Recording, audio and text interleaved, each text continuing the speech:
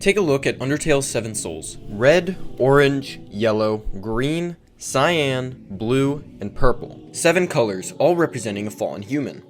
These soul colors are important in Undertale, but are beginning to appear in Deltarune as well. Now, let's take a look at these souls in the order of the fallen humans. It's a rather strange order, isn't it?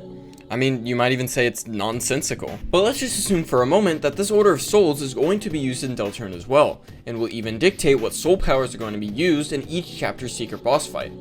What do I mean? Well, Deltarune has 7 chapters, and Undertale has 7 soul colors. In Chapter 1 of Deltarune, our soul color doesn't change during Jevil's secret boss fight, so Chapter 1 is the Red Souls chapter.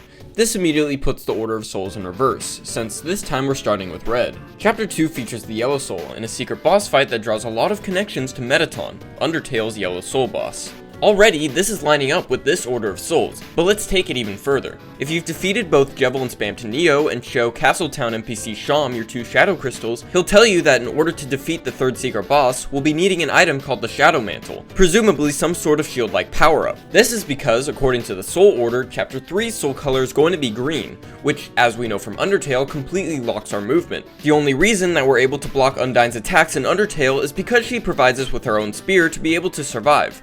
Otherwise, the green soul would render us completely helpless against her. This is why the Shadow Mantle is apparently so important in a boss fight that turns our soul green, since it'll give us the power to be able to block an attack. However, Sham actually doesn't manage to give us the Shadow Mantle at the end of Chapter 2, since apparently someone has stole it from him. In reaction to its disappearance, Sham tells us that her chances of defeating the next secret boss are gone, and that fate is not on her side. Luckily, Chris has an answer to this. At the end of Chapter 2, Chris rips out their soul for a second time, slashing the tires of Toriel's car so that she phones the police, and opening the front door so that police officer Undyne will fall inside. This is Chris's solution to the Shadow Mantle's disappearance, since inviting Undyne inside of the Dark World means that it'll give them a way to be able to defeat the next secret boss, using one of Undyne's spears, just like in Undertale. Continuing past this point, this means that Chapter 4's secret fight will use the Purple Soul, Chapter 5's fight will use the Blue Soul, and Chapter 6 and 7 will use the Orange and Cyan Soul. But I have to ask, why is this the order that Toby Fox decided to go with? Why doesn't it just go in the order of the rainbow? Red, yellow, green, purple, what? Did Toby Fox just randomly order these colors? Or is there some kind of significance to this sequence? Well, let's take a look at a color wheel and mark each soul color on it. Notice anything? Well, first of all, we can see that red is directly opposite of cyan.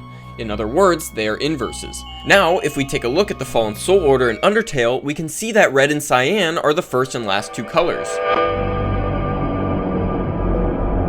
Why is this important? Well, Deltarune is a game all about inversions. It's a game about fantasy versus reality, chaos and order, humans and monsters, and of course, it's about light and dark. The game is often colored in inverted ways, with the light world being colored with many oranges and yellows, and the dark worlds being consistently colored with all shades of blue, in a completely contrasting fashion. In Chapter 1's Card Kingdom, the field and forest sections are colored in reddish purples, the opposite of green, naturey colors. When we witness a dark world getting created, we can clearly see colors being inverted in the process. So, red and cyan are inversions of each other. They are also the first and last fallen humans, and the first and last chapters of Deltarune. This brings up a very interesting possibility. If Deltarune Chapter 7 uses the Cyan Soul, which is the inverse of our player's Red Soul, then does this mean that the state of the world is going to become completely inverted by that point? Maybe that the Roaring will have ensued, and that the Light World will become an inverted version of itself, flipped on its head as darkness takes over? Well, let's take this further than just these 2 soul colors.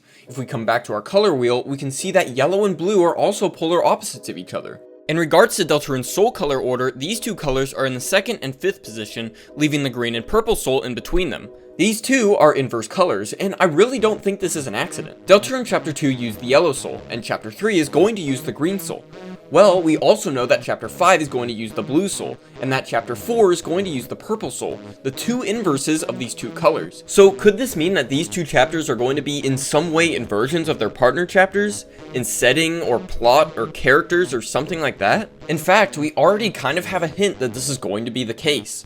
Remember that quote that accompanied the Hometown Day theme? After the dark night, the sun shines brightly.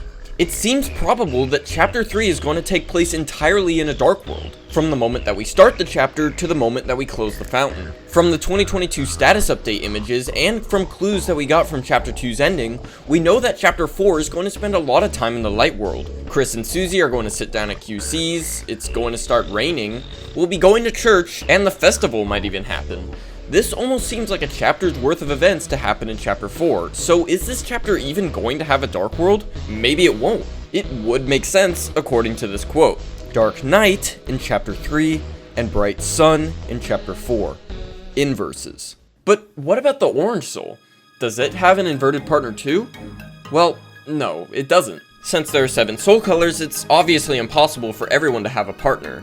Though I will say, it is a bit fascinating, isn't it? In this order, it almost seems like the inverted soul partners are closing in on the center, and I'm really wondering if this was intentional. It would make perfect sense if it weren't for the fact that the orange soul is left partnerless. And no, I don't think that the orange soul was supposed to be Cyan's inverse instead of red. Sure, the red soul is a bit of a weird story, since it's technically not a soul power. It's the color of the player's soul, and so it's a bit of an outlier. It's just, cyan is clearly the opposite of red. It's much closer to red than it is to orange, at any rate. If the orange soul did have an inverse, it would be a sky, or perhaps navy blue. So I'm just gonna throw this out there. Red and cyan, blue and yellow, green and purple, and orange and sky blue.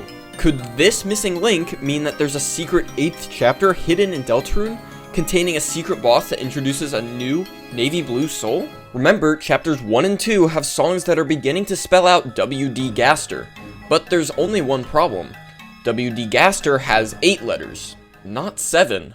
It's just something to think about. Now, let me just quickly touch upon where I got these colors from, since they are clearly not the soul colors from Undertale. That's because this is a video about Deltarune, not Undertale, so I want to make sure that everything is as accurate to that game as possible. With this in mind, I used Deltarune's yellow soul color, which is noticeably lighter than Undertale's, and I got the rest of the colors from the colored flowers in Asgore's flower shop. This is also why I call the soul color cyan, instead of light blue like in Undertale. Now, that's not to say that these are the exact hex codes that will be used for each soul power in this game, seeing as the yellow flower isn't even the same color as the actual soul color used. Oddly, it's not even the same yellow as used in Undertale, though it is a bit closer. And I think that's something important to point out as well. As far as I can tell, the spriters never go out of their way to make sure that some things are exactly the same colors, even with something as crucial as this.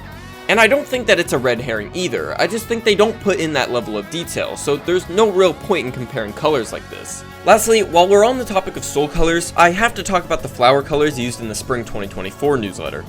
Of course, Toby could have just picked 4 random colors out of this selection, but these same flowers are used 4 times throughout the newsletter.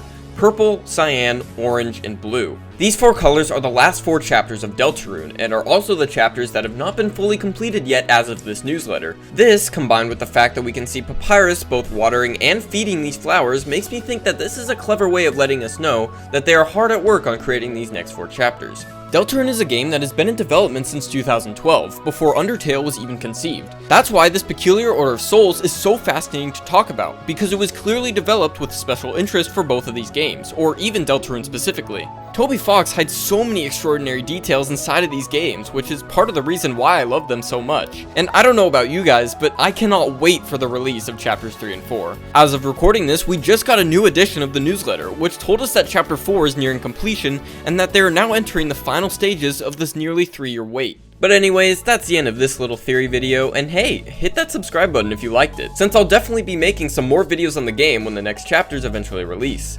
Anyways, that's it from me. See you later.